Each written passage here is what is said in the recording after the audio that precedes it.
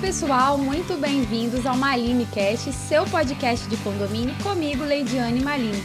E o tema hoje é Assembleia em Condomínios. E o que é Assembleia em Condomínio? É o ato formal em que os condôminos debatem e decidem sobre a vida daquela comunidade. Mas antes de apresentar os meus convidados, vamos assistir a novelinha condominial?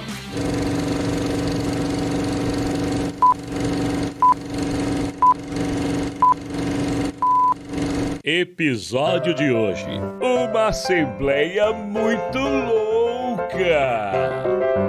Era mais uma assembleia super normal do condomínio fictício. A secretária da assembleia avisa: gente, a gente precisa decidir um presidente. Posso falar? E só pra mostrar o quanto eu sou uma secretária maravilhosa e organizada, vamos começar essa votação a escolher. Você vai ver. Me dá aqui o edital, vamos ler. Mas antes, eu gostaria de falar com vocês sobre este documento aqui. Esse cidadão aqui, o síndico não existe. Está com o nome sujo no Serasa. Oh, chocada! Isso mesmo, está com o nome sujo, sujinho. E por causa disso, eu te destituo.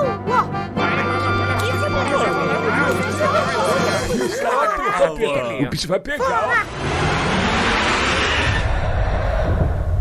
E agora, quem poderá ajudar o síndico não existe do condomínio fictício? Isso é um trabalho para Malinecast. Essa é a melhor novela condominial do Brasil, gente, fala a verdade. Vamos lá, meus convidados hoje são nosso síndico não existe, Claudionor Brandão, que é advogado, empresário, contador, corretor de imóveis e ator, né, gente? Tudo bem, Claudionor? Olá, tudo bem? Um prazer estar aqui novamente com vocês, nossos convidados aqui da bancada. Aprender um pouco mais e poder passar um pouco da nossa experiência que a gente tem aí na vivência condominial. Obrigado por ter aceitado o nosso convite e por ser nosso ator, né?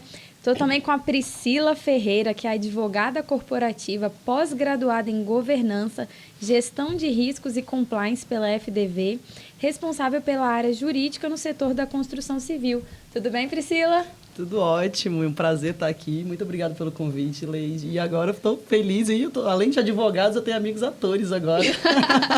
Muito boa a atuação de vocês. Eu estou aqui também com o Lucas Batista, que é síndico profissional, empresário, proprietário de uma administradora de condomínio, graduado em Ciências Contábeis e o único com certificação 5 estrelas do estado, né, Lucas? Isso aí, tudo bom? Tudo bem, gente? Pessoal, boa tarde. É um prazer vir aqui participar com vocês, poder contribuir um pouquinho aí com nosso bate-papo aí sobre o assunto de assembleias aí, que é muito interessante. Gente, o legal é que todo mundo que está nessa mesa atua no mercado capixaba. Então, as histórias, os causos que vocês vão assistir aqui hoje são todas situações reais que vivemos em assembleia de condomínio. A Priscila trabalha no mercado da construção civil, então ela tem muita experiência com AGI, né? Então, Priscila, poderia começar explicando o que é a Assembleia Geral de Instalação? E se já tiver alguma historinha para contar, já pode começar. Ah, sempre tem, né? A Assembleia de Instalação é a primeira assembleia, né? É a assembleia que dá início ao condomínio, que faz a implantação do condomínio. Então, é ali que nasce o condomínio, né? Então, a principal assembleia, eu digo que é a principal assembleia, porque é onde que vai ser eleito o síndico, onde vai ser aprovada a taxa condominial, onde vai ser eleito o síndico, o conselho administrativo. Então, é a assembleia que dá o start no condomínio. E ali tem muitas dúvidas. Então, é um momento que gera muitas dúvidas, principalmente daquelas pessoas que nunca moraram num condomínio, que não sabem como é que é uma gestão de um condomínio, como é que funciona. E o condomínio, gente, é praticamente uma empresa, né? Ele tem despesas, tem receitas, tem obrigações. Então, assim, é uma assembleia que é muito importante para o início do condomínio, né? Então, hoje, lá no meu mundo corporativo, lá nas empresas que eu já trabalhei, a gente procura sempre fazer as assembleias de instalação e já dar um suporte ao condomínio. Então, a gente entrega já com a assembleia, com a eleição do síndico, com a eleição de administradora e com a aprovação da previsão orçamentária já daquele primeiro ano. Então, a gente tenta ajudar ao máximo o condomínio, conduzir ali aqueles novos moradores, principalmente, né, pessoas que já não têm tanta experiência em morar em condomínio, para poder eles iniciarem ali a vida deles em condomínio. Essa falta de experiência na moradia em condomínio é muito grande hoje e muito evidente, né? A gente tem a Serra, que os grandes condomínios estão chegando lá agora, Cariacica também, que agora que estão chegando condomínios, Vila Velha, em algumas regiões mais afastadas aqui da orla, né? Desse eixo Praia da Costa, Praia de Taparica, e até Viana, né? Já tem condomínios agora. Até Viana tem sim. Claudino, sobre a Assembleia de Instalação, ela não tem uma previsão legal, né? Foi uma construção prática. A gente, enquanto empresário, enquanto advogado, acaba enxergando ela como uma GO, né? Eu entendo que a AGI, alguns chamam de AGI, é a primeira Assembleia ordinária do condomínio, né? Quero até parabenizar a empresa da Priscila por ter essa preocupação em entregar o condomínio já formalizado, porque às vezes a gente vai fazer a instalação do condomínio, e aí tem uma semana para você eleger o síndico, você tem que gerar taxa de condomínio, você não tem CNPJ, você não tem ata registrada. Então, essa preparação para entregar o condomínio, não só o edifício pronto, mas também formalizado. Então, voltando à sua pergunta, nós temos dois tipos de assembleia. A Assembleia Geral Ordinária, que é do 1350, e a 1355, que é a da Assembleia Extraordinária. Então, legalmente, temos duas. Então, eu entendo que a AGI, que alguns chamam de AGI, é a primeira Assembleia Geral Ordinária. Isso daí para conceitos técnicos, né? Porque na prática a gente faz a AGI mesmo, né? É verdade. Lucas, você é empresário, tem uma administradora sólida condominial, é síndico profissional, por óbvio, já fez algumas assembleias de instalação. E aí a gente tem aquela maldição do primeiro síndico e da primeira administradora, né? Quando não é contratado por uma empresa como a que a Priscila trabalha, que já entrega essa documentação toda pronta. Que a gente tem um probleminha ali para gerar um CNPJ, agarra algum documento. E aí, como é que faz para poder tentar melhorar esse relacionamento inicial? Fora a questão da indicação, né? Porque por mais que você vá lá, mande sua proposta licitamente, através de um condômino, tem aquela vinculação com a construtora nesse primeiro momento, né? As assembleias de instalação em relação às empresas de administração, elas sempre têm muitos debates, né? Porque normalmente os moradores levam mais de uma opção, tem uma comissão de obras que acaba se reunindo e fazendo alguns levantamentos de orçamentos. E sempre tem alguns outros moradores que também levam algumas propostas, que acabam não fazendo parte de um grupo e levam na Assembleia. Então, gera uma discussão muito ampla. E normalmente cabe ao síndico eleito na primeira reunião. Às vezes eles até dão um intervalo de uma semana para os moradores conseguirem discutir um pouco melhor e depois voltarem a realmente decidir. Mas acaba tudo caindo para o síndico da primeira assembleia, a escolha, né? E também os ônus de todas essas escolhas, porque o primeiro momento do condomínio é o que realmente dá mais trabalho. Você vai ter que emitir CNPJ e levar ata de instalação para cartório, para registrar. E aí, às vezes, você tem que dividir essa atenção com a atenção também das demandas do condomínio, de você comprar as primeiras lixeiras, utensílios de salão, utensílios de áreas comuns. E aí são realmente muitas frentes ali que você tem que dar atenção para isso.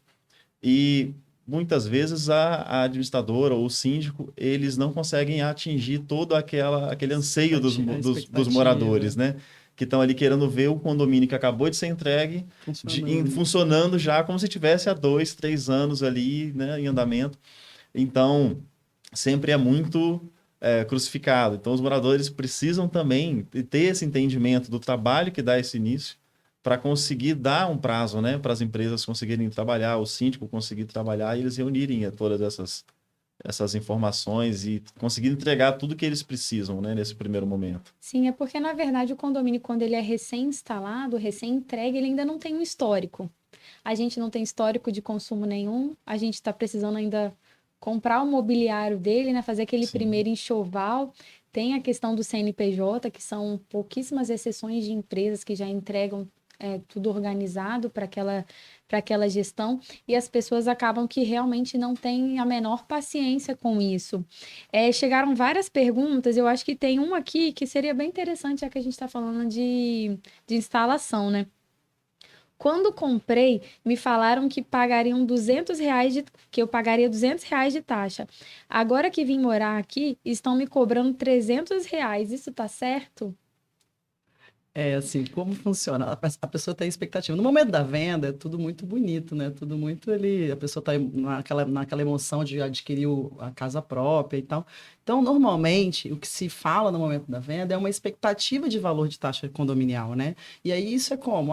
Isso é observado os condomínios no entorno da onde que ela está adquirindo a unidade, condomínios padrões de mais ou menos da mesma quantidade de unidades. Então, é uma expectativa de valor. O real valor realmente vai vir na previsão orçamentária que for levantado depois que o condomínio está pronto. Então, assim,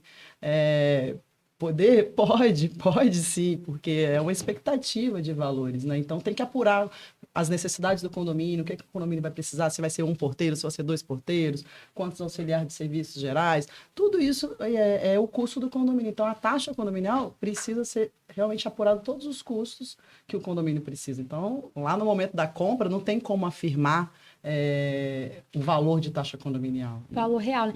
Porque, real. Na verdade, no nosso mercado, eu não sei se vocês também têm essa impressão, parece que tudo as pessoas levam para má fé. Aí já pensa que é má fé do corretor que tentou especular ou falar um valor de taxa mais baixo para poder fazer aquela venda.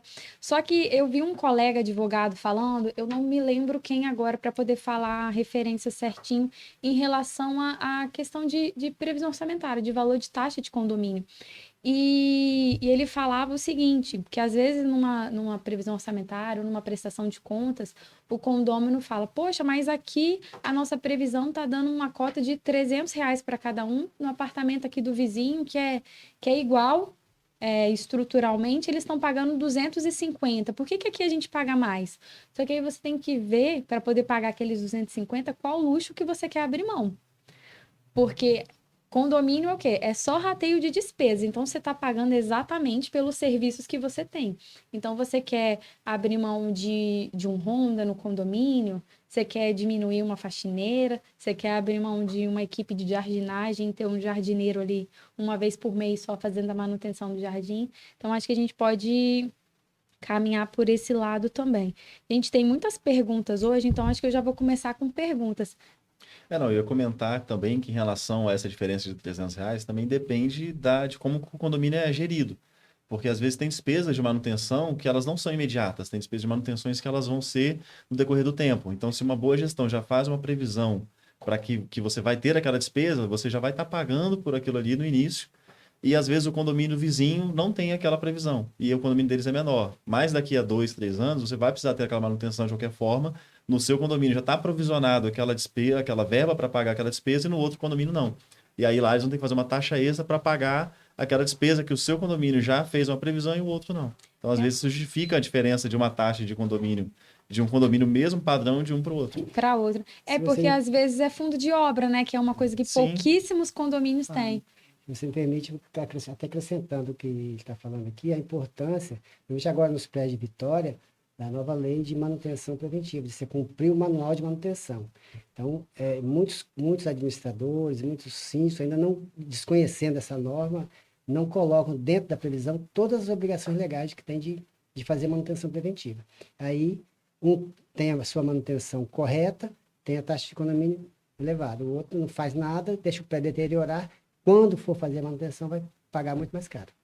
É verdade, na última semana, quando a gente falou sobre manutenção de fachada, os engenheiros tocaram muito nesse assunto, na questão de você fazer a manutenção e fazer esse planejamento para ela, que fica muito mais barato a longo prazo e tem a valorização patrimonial, né, gente? Que um local bem cuidado é um local valorizado. No mínimo 20%.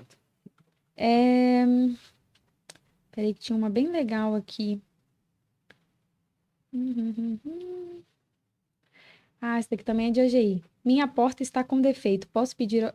Ah, não, não é a AGI, não. Minha porta está com defeito, posso pedir ao condomínio para consertar? Eu já achei que era de AGI, mas é porque porque às acontece. vezes o povo levanta esses assuntos na AGI. Sim, na AGI rola tudo. Ó, de novo, isso é para você. Minha porta está com defeito, posso pedir ao condomínio para consertar? E aí a gente entra naquela questão da aleatoriedade das questões que são levantadas em assembleia, porque a gente está falando de assembleia e aí chega uma pergunta de porta, de manutenção. Muito embora, se for a porta da frente, ela é fachada, mas é área privativa. Então, a responsabilidade de corrigir e da manutenção é do proprietário. É isso Então, aí. não é do condomínio. Tem uma aqui, que é essa daqui que eu estava buscando. Ainda não mora todo mundo no condomínio. Nessa primeira assembleia, que é a de instalação, podemos estabelecer uma cota mais barata?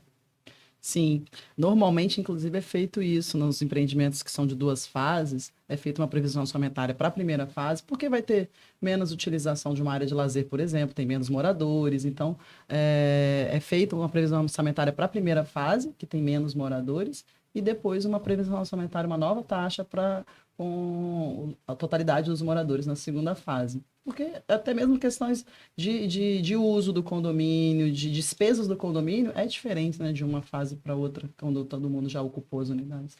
Você falou dessa situação, agora eu me lembrei de um caso real que a gente vivenciou lá no escritório, que uma construtora, não foi a que você trabalha, na Assembleia de Instalação, ela fez o rateio das cotas condominiais entre todas as unidades, mesmo as não entregues. E aí aquele condomínio ficou com uma defasagem grande no caixa. Só que como ela computou, a gente acabou tendo que fazer a execução, né? Porque ela incluiu aquelas unidades ainda, e a propriedade era dela.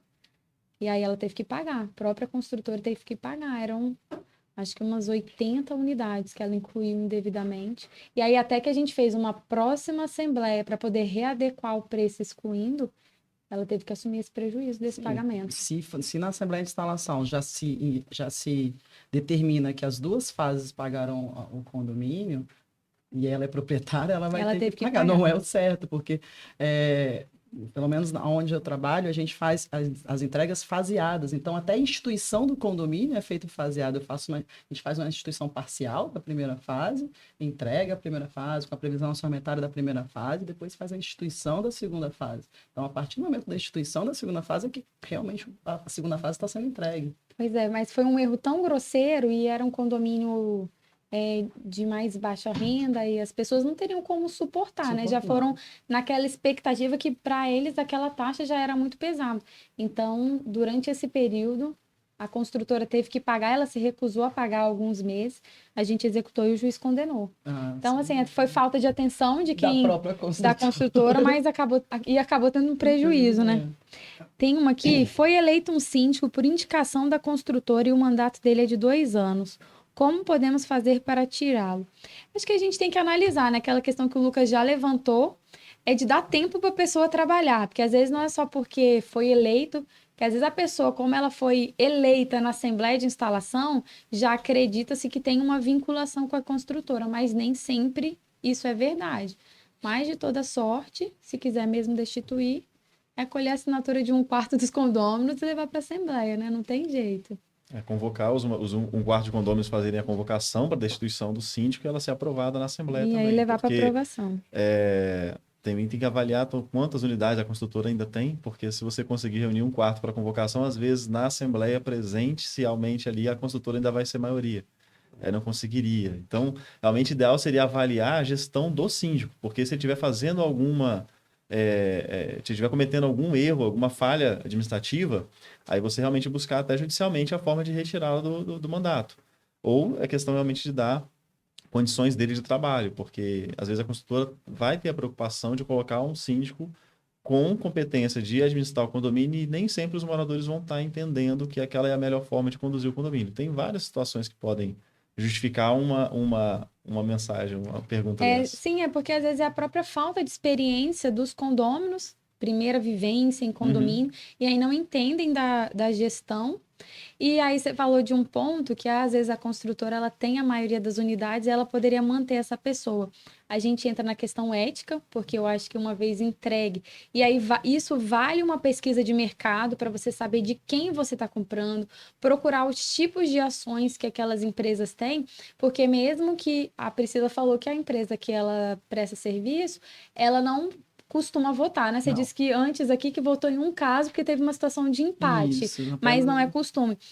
E às vezes os moradores se sentem reféns da construtora, da incorporadora, por conta dessa quantidade de votos. E aí a gente teve que construir um mecanismo doutrinário, e agora já tem jurisprudência, da questão da ditadura da minoria, né? Que é a limitação desse poder de voto da construtora para evitar. Porque às vezes é inexperiência dos condôminos de não entenderem a situação do condomínio, mas às vezes é má fé mesmo, né? Sim. A gente vê casos práticos, né, Claudino? Eu acho que vale a pena também destacar que não só porque a administradora ou síndico foi indicada pela construtora, ela tem ali a má fé, igual muita gente fala, a administradora foi empurrada goela abaixo para o síndico. Às vezes não é isso, às vezes é uma licitação legal, lista, ética, e a pessoa está prestando um bom serviço. Eu, por exemplo, eu tenho condomínios que eu fui indicado pela construtora, fiz a assembleia de instalação e estou lá há mais de 5 anos, 5, 6 anos nesses condomínios. Então, prestando um bom serviço, a gente consegue passar essa primeira fase da desconfiança e acaba agregando, conquistando a confiança dos condôminos e segue no trabalho. Gente, vocês querem descobrir o antídoto da maldição dos 6 meses, é só perguntar para a Claudino. Ele consegue passar, né? Mas voltando aqui, até mesmo o que você falou e o Claudino falou, essa desconfiança, né, que o cliente tem ali, de não permitir ali que o síndico tente trabalhar, a administradora tente trabalhar, é complicado. Porque nós estamos lá dentro da construtora, incorporadora, a gente entrega empreendimentos o tempo inteiro. Então, mal ou bem, nós temos conhecimento de boas administradoras, de bons síndicos profissionais. Então, assim, quando a gente chega a indicar, é porque a gente também sabe do bom trabalho. Imagina, a construtora não quer que um condomínio que ela acabou de entregar fique, né, acabado, detonado, não seja bem gerido. Ela, pelo contrário, ela quer que o condomínio fique bem, porque ela possa até ver, olha lá, aquele condomínio foi construído, olha como é que ele está sendo bem gerido, olha como é que ele está sendo bem conduzido. É o espelho dela. Então, assim, essa questão da indicação, realmente tem que quebrar essa desconfiança, porque nem sempre é a má fé da empresa. É desmistificar um pouco, né? Porque às vezes a construtora, a administradora, os atores mesmo da gestão condominial são tratados como Satã, né? Todo mundo contra o condômino. É a verdade, às vezes eu tenho essa impressão. Você está tentando mostrar ali, olha, gente, mas a empresa está prestando assessoria, que está prestando assistência técnica, e aí as pessoas querem o processo, e aí você fala, mas ainda não cabe processo, a gente está conseguindo resolver administrativamente, aí já acusa o advogado de estar em conluio com a construtora, acusa a administradora, aí já virou uma quadrilha. Então acho que é importante a gente trazer esse tipo de debate para as pessoas ouvirem e pensarem, poxa, faz sentido o que a Priscila está falando. Para a empresa é portfólio também. Se ela tem um condomínio que foi entregue há 1, 2, 3 anos e ele está novíssimo ainda, está impecável, todo mundo sabe que as contas estão saudáveis. E a construtora tem vários motivos para poder ter interesse na boa gestão do condomínio. Primeiro, porque se o síndico faz uma boa gestão, as garantias de obra que a construtora tem ficam muito mais fácil. Se o síndico não faz garantia, a construtora tem que provar que ele não fez para poder não se eximir da garantia. E a questão do portfólio que você falou, que a construtora vê aquele prédio bem feito e bem administrado, outros clientes vão passar por lá e vão olhar, o prédio realmente a construtora é boa. Sim. A manutenção é importantíssima. As construtoras agradecem as manutenções preventivas, gente. Pois é. Claudino, você falou no começo que a gente comentou, né, que a AGI é como a AGO, né, porque ela preenche aqueles requisitos de AGO. Podia falar para a gente qual que é a diferença entre AGO e AGE? A Assembleia Geral Ordinária, ela é aquela que é prevista na convenção.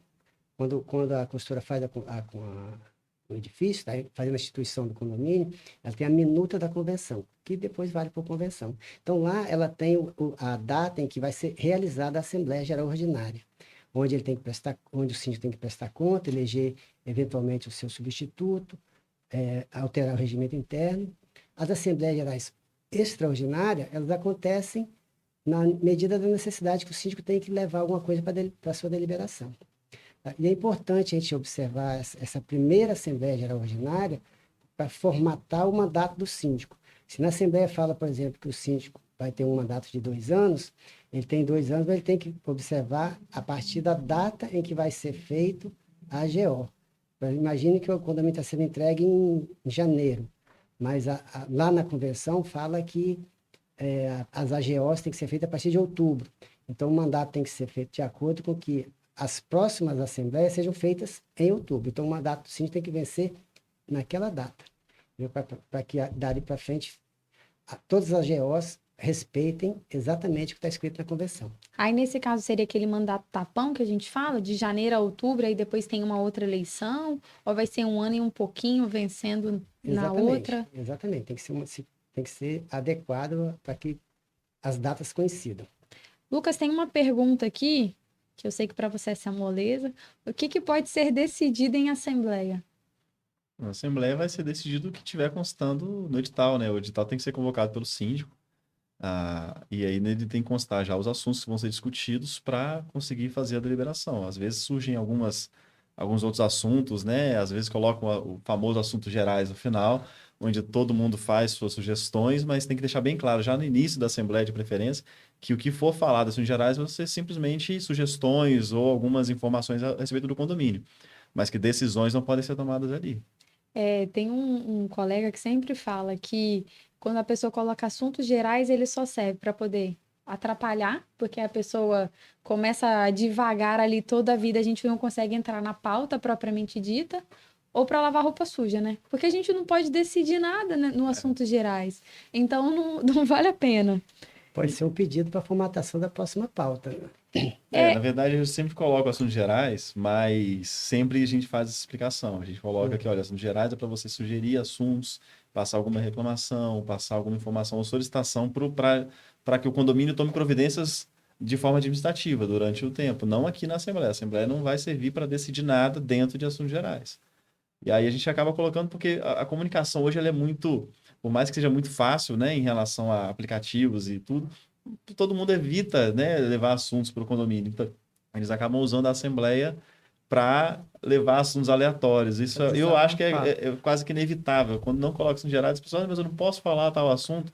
Eu acho meio que um pecado. Você fez a pessoa sair de casa, você está ali e ela quer falar um assunto, você não dá a oportunidade dela falar. Você pode falar, se estiver dentro de algo que seja pertinente à Assembleia. Aí, se a pessoa começar a falar e você perceber que é algo particular, aí tem que saber conduzir a Assembleia e falar que aquele assunto vai ser tratado depois de forma particular.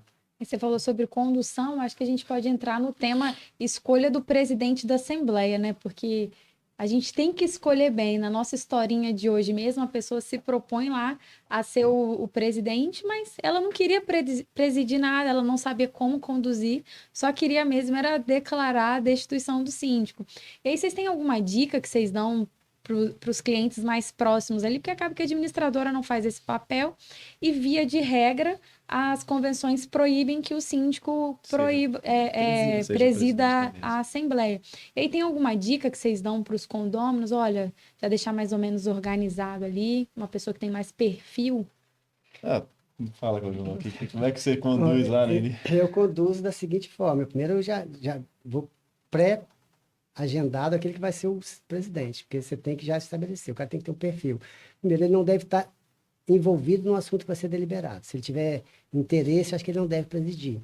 Não é bom que o síndico presida, porque ele tá sempre envolvido na maioria dos assuntos. A pessoa tem que ter um perfil, tem que saber, tem que ter paciência para conversar, tem que saber falar, não pode ser uma pessoa agressiva, né? Tem que ter aquele perfil adequado para conduzir uma reunião, senão ele vai acabar ou deixando a Assembleia correr, de qualquer jeito, aí todo mundo fala ao mesmo tempo, e a Assembleia fica longa, cansativa e não produtiva. Então, a pessoa tem que ter uma certa liderança, uma certa paciência para poder conversar, para poder realmente conduzir a Assembleia com produtividade. Então, tem que ter um perfil de líder, é isso? Exato. Com certeza. Na verdade, quando vai começar uma Assembleia, a gente convida as pessoas, qualquer condômino que queira ser presidente, mas aí eu sempre falo a frase, de preferência alguém que faça parte do conselho, que já está acostumado com algumas situações que vão ser faladas aqui na Assembleia. Mas muitas vezes até as pessoas do conselho não querem ajudar, não querem participar como presidente da mesa. E aí ficou aquela luta, a Assembleia às vezes demora uns 5 minutos para começar, porque ninguém quer se pronunciar para ser presidente da mesa. É engraçado essa questão de Assembleia, porque assim, os condôminos querem botar o dedo ali no síndico, no conselho, no subsíndico, mas não querem se candidatar a nenhum cargo, não querem se comprometer com nada. Nem presidente da mesa. Nem presidente. Parece que se ele colocar o nome dele na ata, todo mundo vai crucificar ele também. Exatamente. Aí ninguém quer colocar o nome dele na ata. Eu tive Assembleia agora, uns 3 meses atrás, no meu condomínio, e aí é o primeiro ano que eu tô morando lá, eu falei assim, nossa, eu vou na Assembleia, né? Poxa, meu primeiro ano que eu tô morando aqui, era prestação de contas, era AGO e tal. Falei, não, eu vou lá. Cheguei lá, são 40 apartamentos no meu prédio, só tinha 6 pessoas. Eu falei assim, gente, não tem nem o conselho subsíndico, o síndico e eu. Dá pra formar. Meu Deus do céu. Normal. E aí, o que aconteceu? Uma conselheira precisava sair do conselho e todo mundo, Priscila, só tem você. Entrou pro conselho. Eu entrei pro conselho. Por isso que as pessoas não vão na Assembleia. Aí eu entendi por que ninguém vai na Assembleia. Eu falei, tá vendo, gente? Mas é importante relembrar ainda que existem algumas convenções que não permitem que o síndico, alguém ligado à administração, faça parte da presidência da mesa. Eu acho que até por uma questão lógica, né? Porque senão acaba tendo uma Sim. condução mais tendenciosa também. A maioria das convenções fala principalmente do síndico que não pode assumir essa função. Tem uma porque pergunta. imagina assim, ele vai prestar contas, aí ele vai Ele presidir, mesmo realmente preside, fica uma coisa meio, sei lá, desconfortável. Normalmente na apresentação das contas ele que faz, mas a presidência eu acho que tem que ser de fato outra pessoa, para poder organizar as perguntas, organizar o debate, né? Chegou uma perguntinha aqui, bem nesse sentido. Como evitar que assuntos fora da pauta sejam levantados na Assembleia? Eu acho que a gente começa pela escolha de um bom presidente, né? Uma pessoa que tenha pulso ali para falar, olha, a gente está falando de obras, não dá para você questionar a contratação de um jardineiro hoje. Tem gente que se ofende, fica chateada, eu não tenho direito de falar. Você tem o direito de falar, só que no momento oportuno. Falar do cachorro que está no jardim, a hora que está discutindo obras, não tem relevância, não tem conexão com o assunto. Aí acaba atrapalhando. Na Assembleia de Instalação isso acontece muito, mas é muito, porque ali eles estão... Os adquirentes estão naquele afã de receber a unidade, então estão cheios de dúvidas, cheios de coisas querendo esclarecer, e aí tudo quanto é pergunta que você imaginar, tudo quanto é questão é levantada na Assembleia de Instalação. E aí, assim, imagina, a gente faz a entrega de condomínio de 500 unidades, 500 pessoas na Assembleia, vem todos os assuntos possíveis, igual o Claudio falou do cachorro, tem questionamento, mas eu vou poder andar com o meu cachorro pelo condomínio? Então, assim, tem. Então, o presidente tem que ter esse pulso, tem que saber conduzir, porque senão, primeiro que a Assembleia vai durar um dia, né? 24 horas, Ou se for mais. tratar tudo, né? Ou não. A gente falou de presidente, agora acho que é interessante a gente falar sobre o secretário, né? Porque em alguns condomínios, as pessoas, não sei se por desconhecimento, acabam elegendo um secretário. E o secretário, ele é indicado pelo presidente. Uhum. As administradoras normalmente acabam fornecendo esse serviço, né, de forma como uma cortesia, né, para aquele condomínio. E aí a gente poderia falar um pouquinho sobre o papel desse secretário, o que ele deve constar na ata. Eu acho importante o síndico indicar a secretária, porque ele vai indicar alguém que tenha pelo menos conhecimento para fazer uma ata, porque a ata é um documento formal. Não pode ser feito de qualquer jeito. Os cartórios, até os próprios cartórios, estão exigindo uma certa formalidade. E a ata tem que ser, tem que dar fidelidade àquilo que vai acontecer na Assembleia. Aquilo vai ser um documento que vai provar uma obra, que vai aprovar uma obra, que vai comprovar que a prestação de conta foi feita, como é que se faz o registro da eleição do síndico, como é que será movimentada a conta bancária. Então, tem uma série de requisitos que precisam ser transcrito na ata de forma adequada, de forma formal. Por isso, o secretário ou a secretária que vai fazer a ata tem que ser uma pessoa que tenha a capacidade de fazer.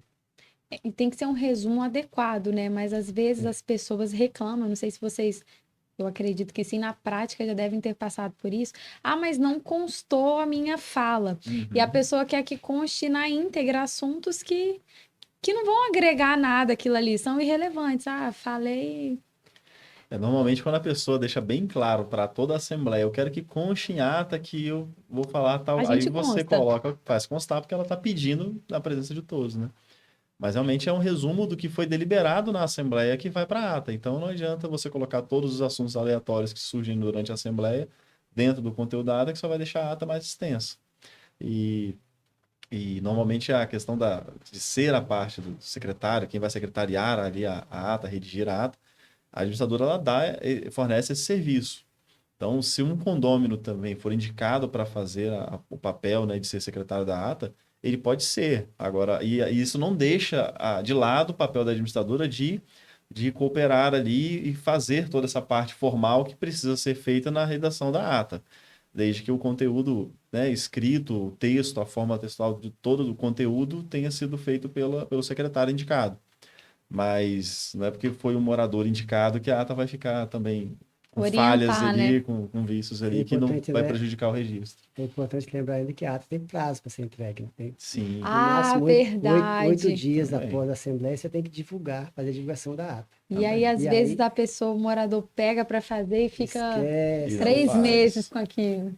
Segura. Aí a administradora É, fica a em má ori- situação. a orientação é sempre que o ideal é que a administradora faça, porque ela tem que cumprir o contrato dela, ela tem que cumprir E todo o também já tem papel a dela e prática, né, entregar. Tem a Lucas? Já tem a prática, então ela prática, faz. já. Não vou dizer que ela, acho que foi 99% das atas, a administradora que, quando o condomínio tem administradora, a administradora que faz a ata. Mas já tive casos que o condômino foi indicado pelo presidente, falou, eu quero o condômino tal que vai fazer a ata. Aí não tem como a administradora ou o síndico Obrigada. falarem que não pode acontecer aquilo. Tem que dar o direito dele de fazer. Eu tenho um cliente que tem uma condômina, que ela é professora aposentada, e ela faz questão de fazer todas as atas. E aí ela sabe o padrão de fazer, ela entrega bonitinho, no Tem um caso prazo. assim também. A gente faz o registro e nunca tivemos problema. Mas às vezes acontece, né? A pessoa, porque tá querendo tirar a administradora, porque tomou birra. Não, porque vocês não constaram a minha fala na íntegra do jeito que eu pedi na última assembleia. Então eu que vou fazer. E a pessoa pega para fazer, mas ela não tem a mínima noção. E aí fica com aquele trem agarrado. Fica lá toda a vida.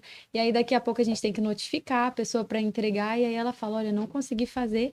Mas aí as administradoras, normalmente, mesmo quando um condômino pega para fazer, leva um funcionário para poder fazer um resumo. E aí ele já tem aquele resumo, prepara e dá para essa pessoa só fazer a assinatura, né? Questões práticas de assembleia. Vocês falaram sobre registro. O registro de ata não é obrigatório, né? Eu acho que é legal a gente falar sobre isso. É legal fazer para a gente ter um histórico do condomínio para a posteridade, para se por acaso aquele arquivo, aquele documento se perder dentro do condomínio, a gente ter um histórico daquilo, ter arquivado, mas não tem essa obrigatoriedade legal. E aí, de vez em quando, a gente enfrenta uns problemas em banco, né, por conta disso.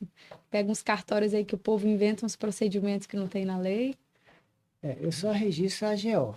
Porque a lei de registro público, inclusive foi alterada agora, que a gente vai ter os registros eletrônicos, fala que a ata, dentro dos documentos que são obrigatórios, está classificado como um registro facultativo, apenas para efeito de conservação.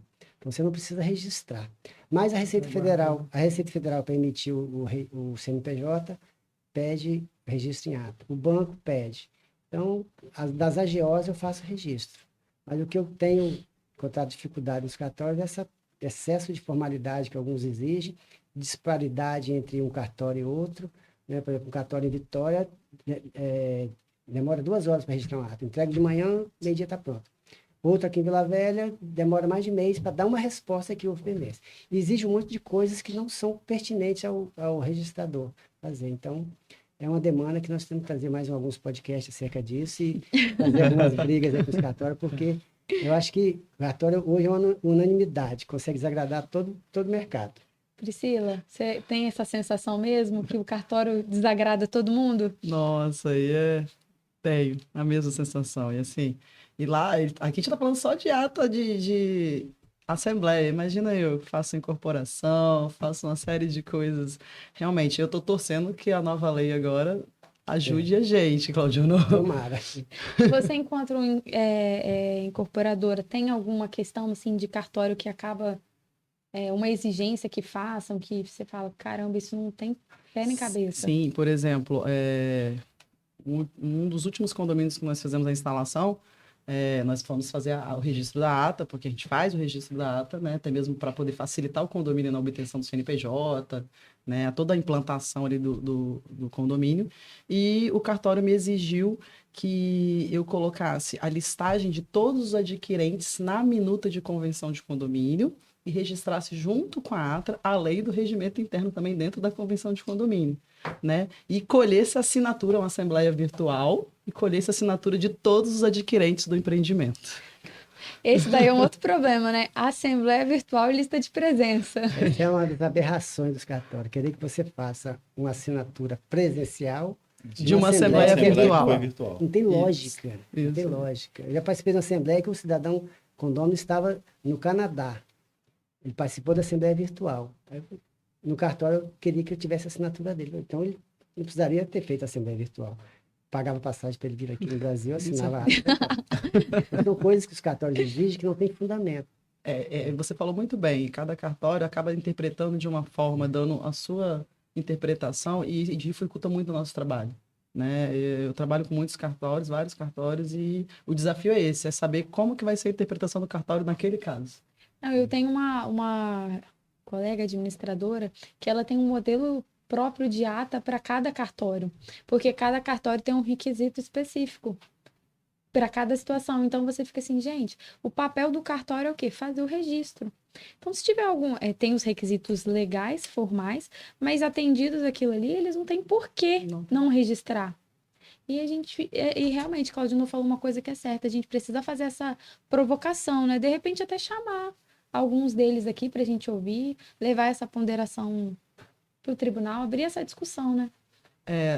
E é desgastante muitas das vezes, né? Essas exigências que vêm, esse descompasso nas interpretações é desgastante, porque você tem um relacionamento frequente com o cartório. Imagina todo o procedimento que você for fazer no cartório, um registro, Tem uma briga. tem uma briga, esse desgaste, né? É bem complicadinho. Você falou em relação a desgaste, eu sou uma defensora da Assembleia Virtual há muitos anos, porque a lei fala que vai ter uma Assembleia.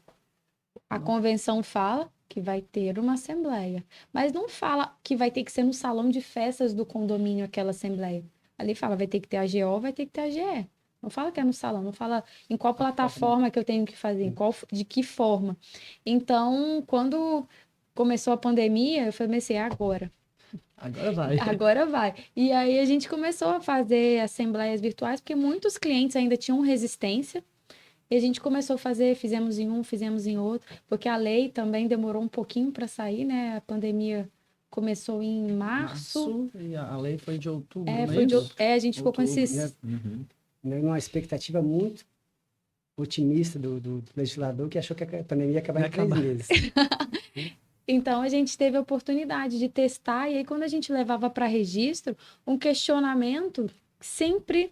E aí são nos cartórios que vocês já falaram, que são os principais, os questionamentos eram sempre os mesmos. Mas não pode fazer assembleia virtual. Assim, tá, onde que está me proibindo? Isso aqui é matéria de direito privado. Se não é proibido, é permitido. A minha convenção não veda. E aí eu consegui registrar. E aí eu lembro que teve uma administradora que me pediu ajuda, porque ela ficou sabendo que eu registrava todas as atas e eles não conseguiam registrar nenhuma. Eu falei, gente, vai lá no balcão e pede para conversar, me fala onde aqui que está proibido. E aqui a gente acaba que tem essa questão, né, que o registro é junto, então eles têm a convenção arquivada, e aí a gente começou essa discussão, até que veio a legislação, quando chegou a lei, ficou... aí a gente entrou na briga da lista de presença, né? Veio a lista de Foi outra briga. Eu acho não que acabou, outra não. briga que vale ainda nesse registro, se não ficar resolvida essa questão dessa nova lei aí, é a questão da obrigação territorial do cartório. Acho que a obrigação territorial é só para registro de imóveis.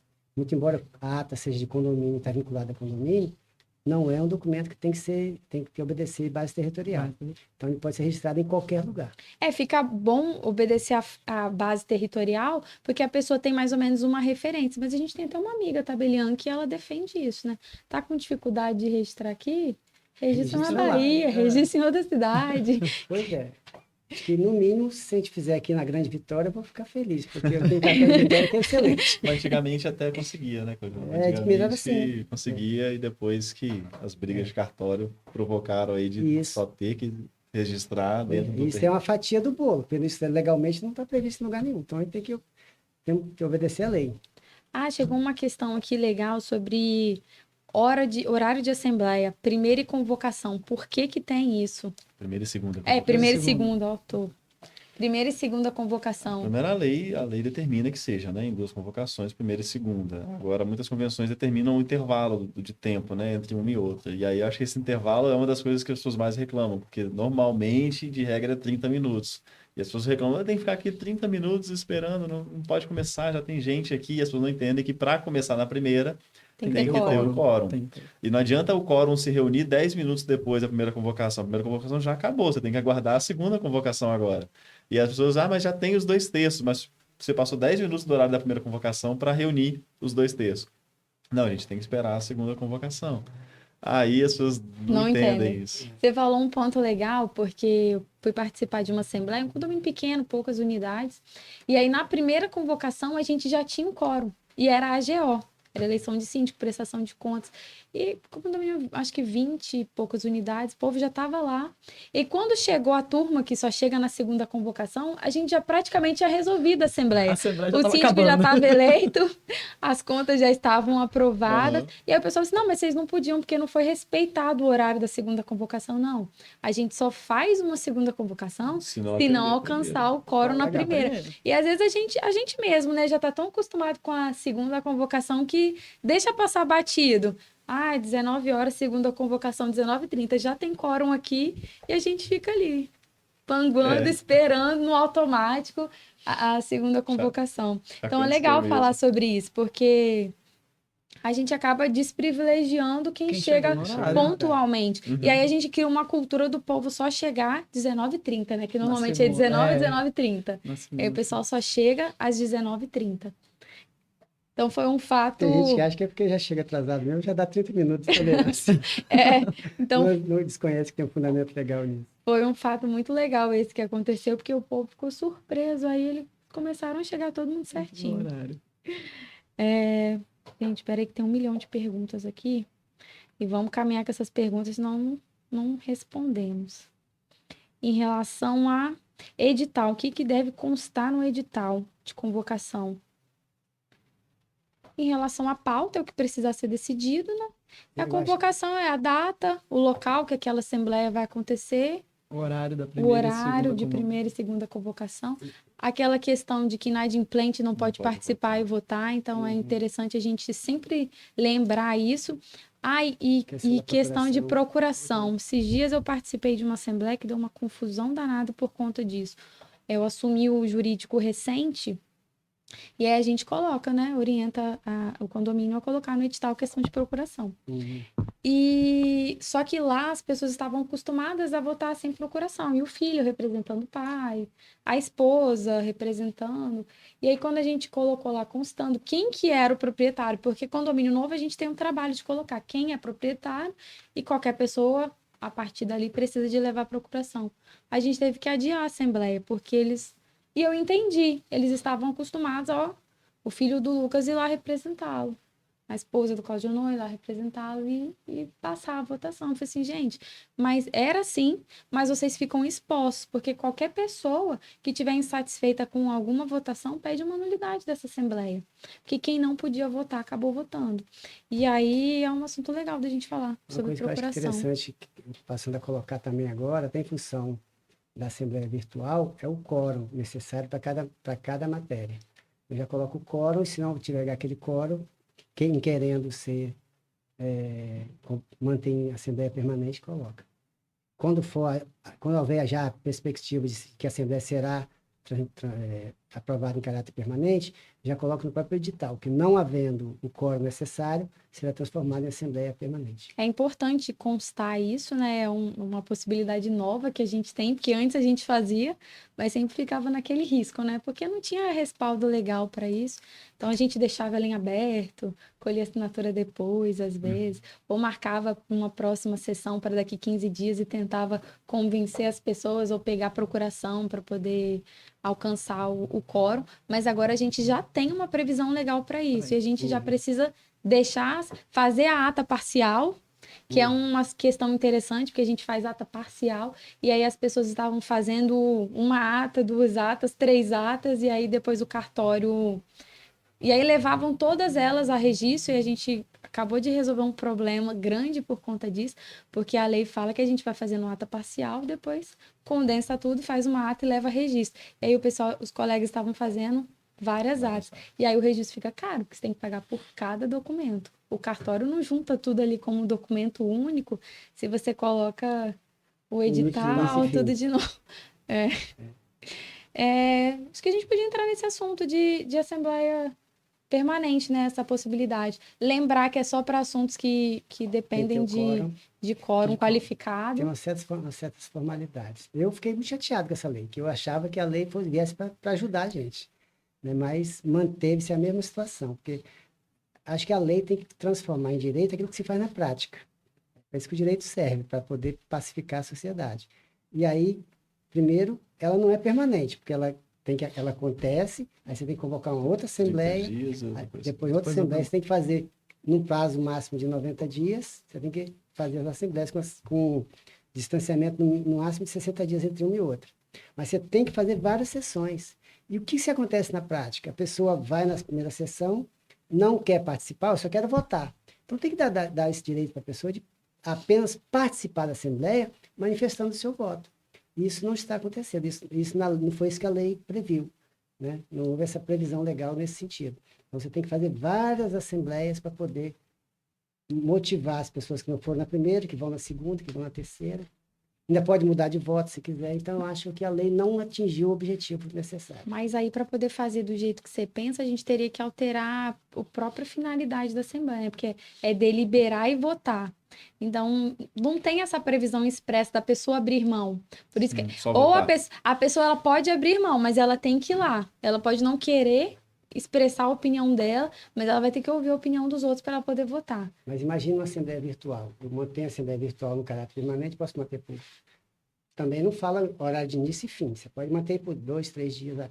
Nesse caso, não poderia, né? Mas na virtual, pelo menos, a pessoa pode ouvir a gravação da Assembleia também, entender toda a discussão que teve na primeira e fica mais fácil para ela votar na segunda. Eu vou falar que eu não sou a favor dessa modalidade de deixar em aberto, porque as pessoas não são muito curiosas e acabam votando com a massa, se elas não ouvem, pelo menos, a deliberação. A gente tem até alguns sistemas hoje bem famosos de assembleia virtual que são via chat.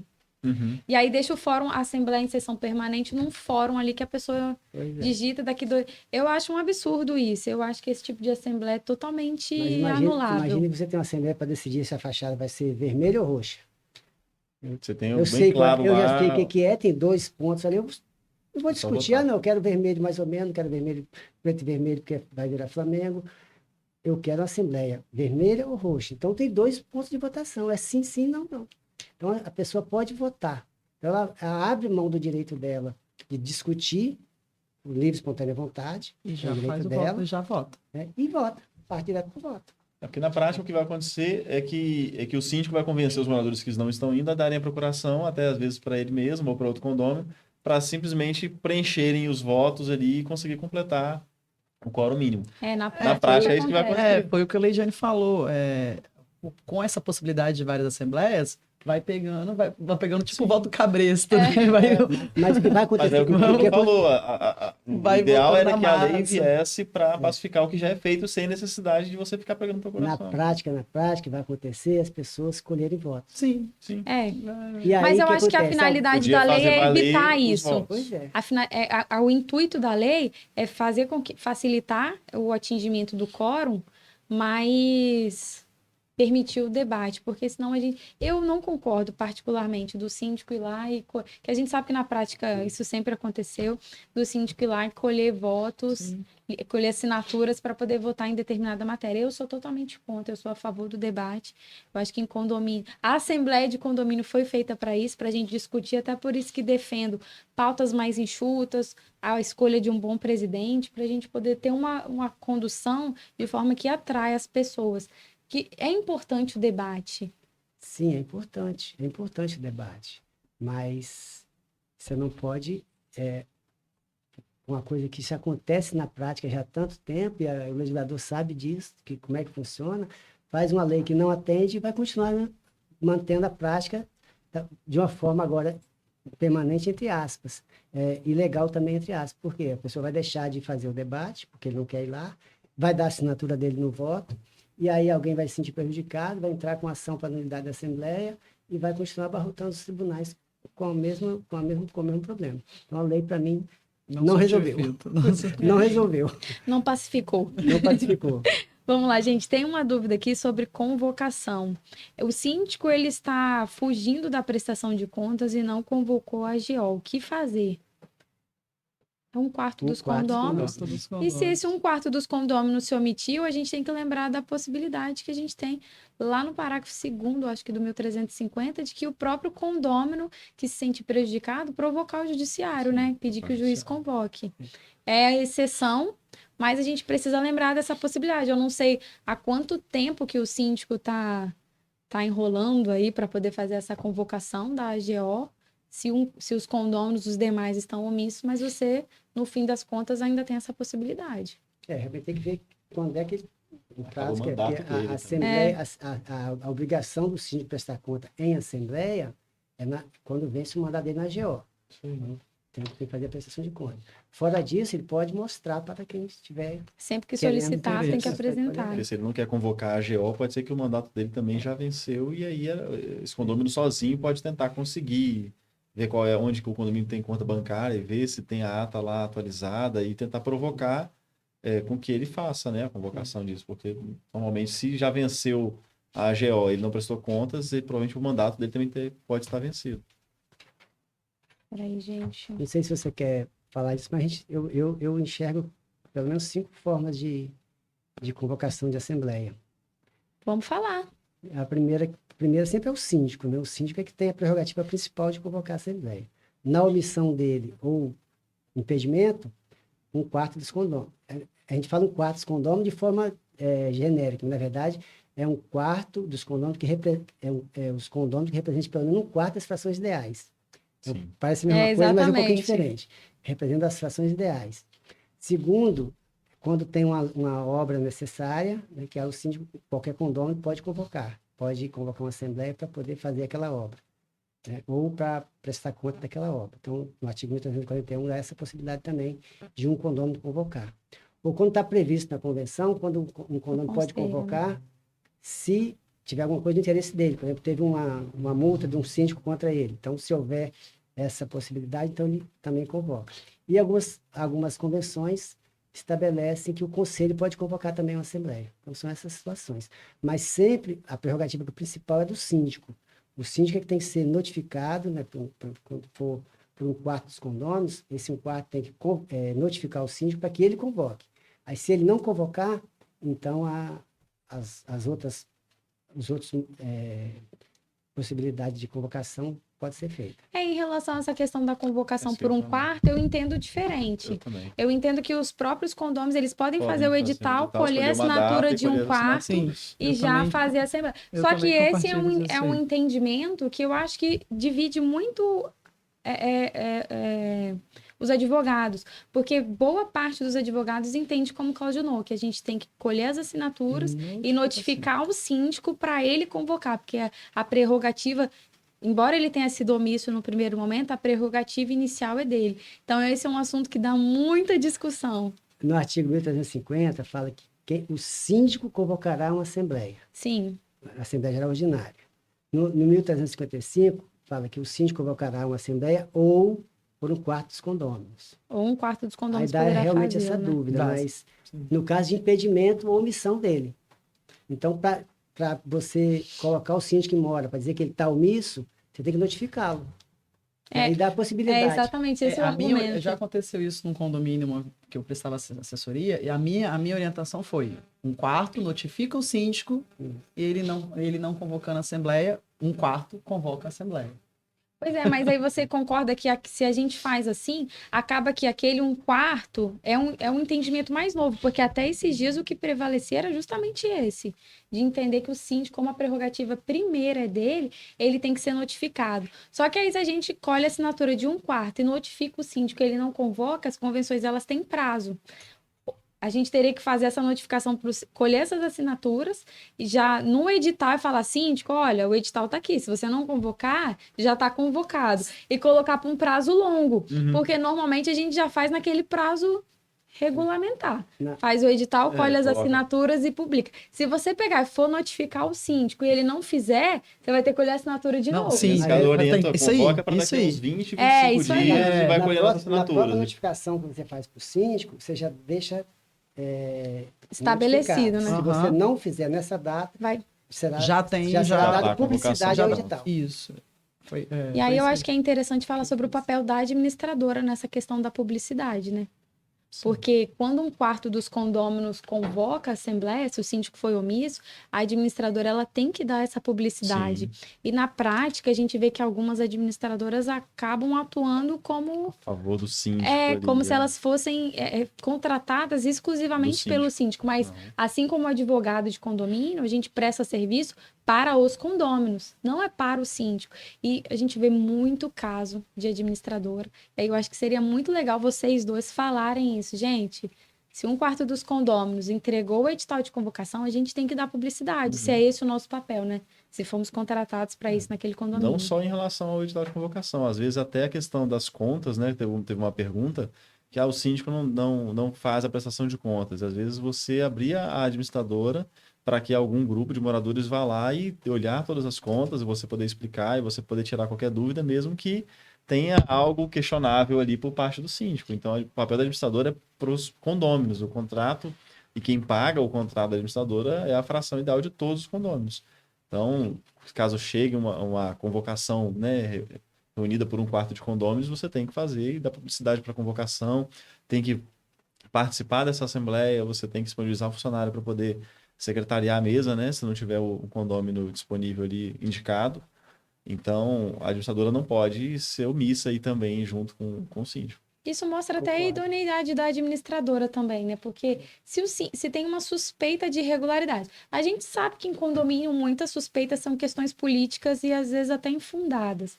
Mas a gente vê a idoneidade da administradora também quando tem uma situação que o síndico não está querendo prestar contas e os condôminos procuram, gente, ó, vem aqui, vamos analisar junto. Se tiver alguma coisa, de repente, que às vezes é uma Você suspeita. já reúne um quarto dos condôminos e tragam a convocação para mim. Às vezes é uma suspeita por uma situação boba, e aí o próprio administrador recebendo ele, os condôminos, ele consegue esclarecer e falar, olha, não, vocês estão achando que é isso, mas na verdade é só isso daqui, não teve nenhuma prática irregular.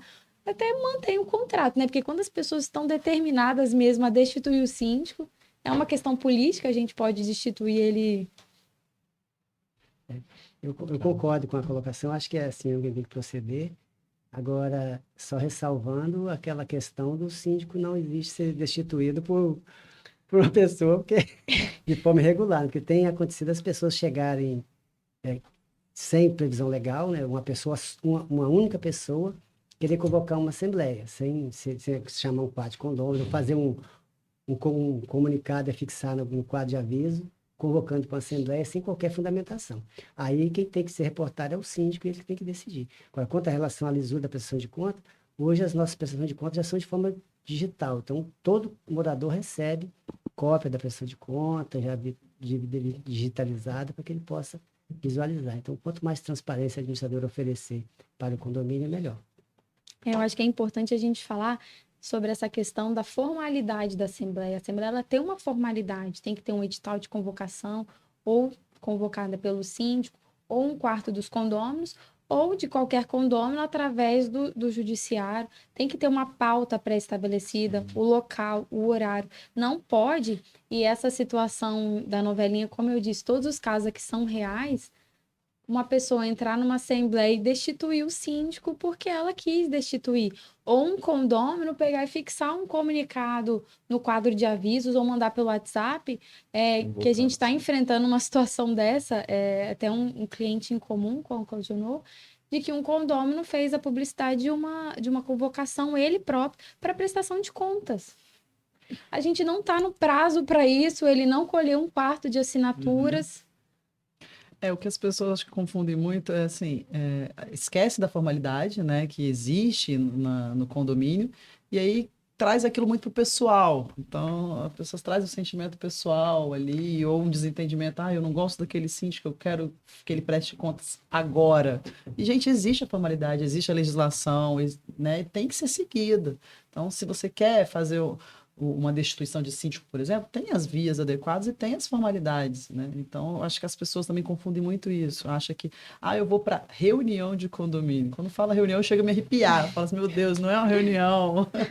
É uma assembleia. É uma assembleia, é um ato formal, como a Lidiane começou aqui o podcast falando, é um ato formal. Existem formalidades, tem a previsão legal, tem tudo que tem que ser seguido, né? Mas eu acho assim que às vezes esses problemas de questionamento, até chegar ao ponto de um quarto de condôminos querer fazer uma convocação e ter todo esse trabalho, eu acho que é muito problema de comunicação mesmo num condomínio. Às vezes os moradores, tem aqueles moradores que vão tirar uma dúvida, tirar uma pergunta, que eles acabam indo de uma forma mais agressiva, de uma forma mais...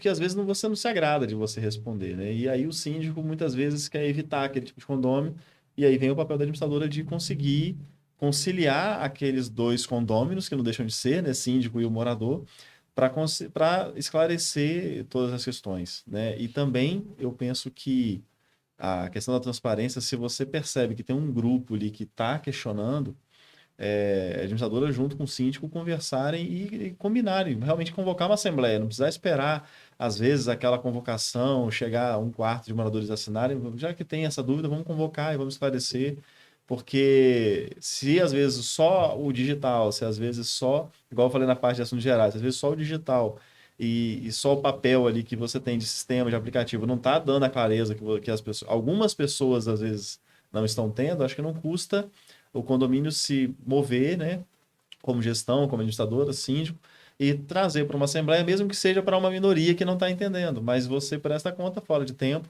e esclarece aquelas questões. Eu acho que quando você se dá ao trabalho de fazer uma convocação, mesmo que seja só para isso, você acaba eliminando muitos pontos de discussão no condomínio. E às vezes até aquele grupo que sempre questiona, fala assim, mas se a gente for questionar, vai ter outra assembleia, e eu não quero ir para a assembleia, e começa até a reduzir. Eu brinco que já tive casos de condomínios que falaram que queriam marcar a assembleia de 2 em 2 meses.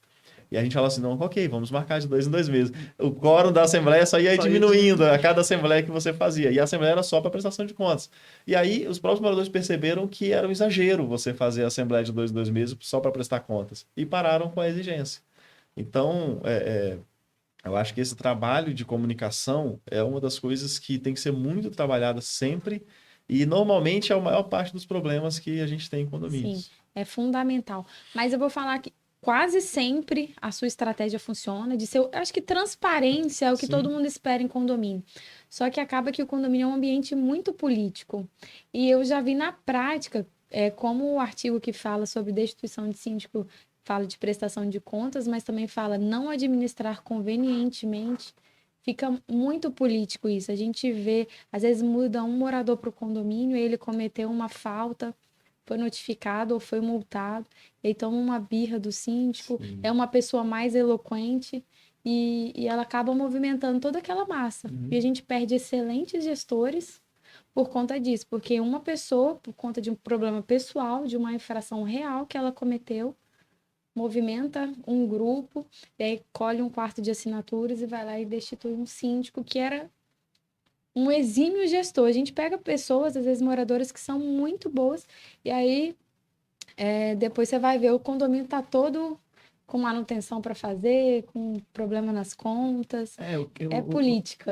O que acontece, assim, as pessoas esquecem que o condomínio é de todos, né? Então, assim, coloca também tanta responsabilidade no síndico, mas esquece que o condomínio é de todos. Então, assim, na hora de um exemplo esse exemplo que você deu, o ato, ele cometeu o ato, né? Então ele precisa ser realmente punido, ele responder por aquele ato. E aí ele começa a inflamar os demais para destituir um síndico que é um ótimo gestor. E quem sai perdendo é o condomínio, e o condomínio é de todos. Sim. Então, assim, tem muito esse sentimento pessoal. Então, a administradora tem um papel fundamental nisso aí, que é tentar apaziguar, ser imparcial o máximo possível. E também é a empresa que tem experiência, né? Tem uma experiência do negócio. Então, a administradora é bem fundamental. A administradora e o advogado do condomínio são são fundamentais. Só que às vezes a gente pega colega advogado e até administradores que se envolvem naquela picuinha pessoal. E ao invés de ajudar a resolver o problema, bota fogo no parquinho. Coloca fogo no parquinho ali. Paga fogo pra tudo.